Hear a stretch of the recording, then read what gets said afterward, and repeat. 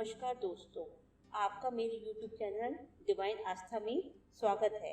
दोस्तों, जैसा कि आप सब लोग जानते हैं, जब राम और रावण का युद्ध अंतिम दौर में पहुंचा तो श्री राम ने रावण के ऊपर तीरों की बौछार कर दी, किंतु रावण के सिर और भुजाएं कटने पर भी दोबारा आ जाते थे। श्री राम इस चिंता में पड़ गए कि उसका वध किस प्रकार से किया जाए। तब विभीषण ने राम जी को बताया कि रावण की नाभि में अमृत है, आप आग्नेय शस्त्र से उसकी नाभि में तीर मारकर उसका अमृत सुखा दीजिए, जिससे उसकी मृत्यु हो जाएगी। राम ने ऐसा ही किया, जिससे रावण की मृत्यु हुई।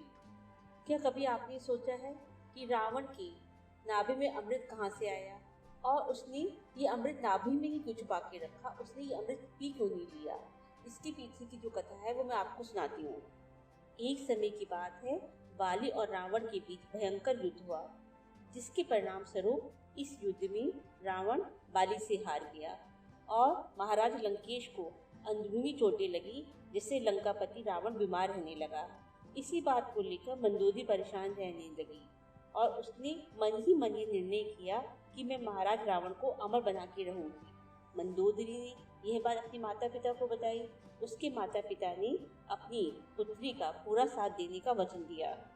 मंदोदरी के पास उड़ के कहीं जाने की शक्ति नहीं थी, जबकि उसकी माँ के पास यह शक्ति थी।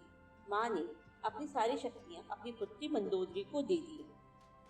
मंदोदरी अपनी माँ से शक्तियाँ प्राप्त करके चंद्रलोक गई।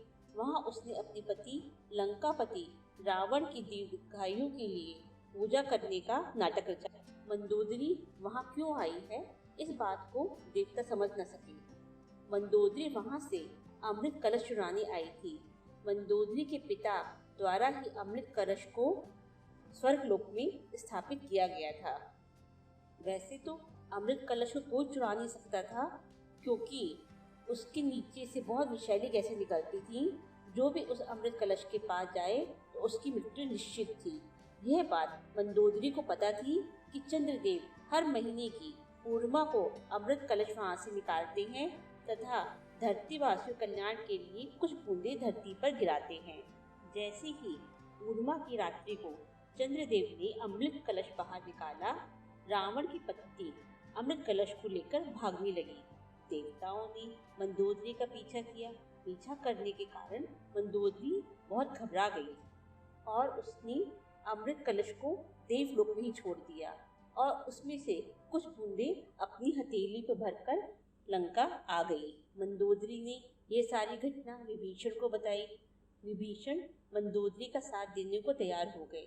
रात्रि में मंदोदरी तथा विभीषण ने रावण को अशोक वाटिका में बुलाकर मदिरा के साथ कुछ जड़ी बूटियां मिलाकर रावण को पीने को दी, जिससे रावण बेहोश हो गया। रावण के बेहोश होने के बाद विभीषण ने कमलनाल पद्धति से अमृत की बूंदों को रावण की नाभि में स्थापित कर दिया, जिसके कारण रावण अमर हो गया। अब प्रश्न उठता है कि जब अमृत था तो रावण ने उसको पी क्यों नहीं लिया? इसका कारण यह था कि मंदोदरी जो अमृत लेके आई थी उसकी कुछ ही बूंदें उसके पास थी। अगर रावण उसको पीता तो वह गले के नीचे उतर नहीं पाता। इसलिए अब प्रश्न उठता है कि विभीषण ने नाभि को ही क्यों चुना अमृत स्थापित करने के लिए? इसका कारण है कि हमारे शरीर में समस्त नाड़ियों का केंद्र नाभि में होता है।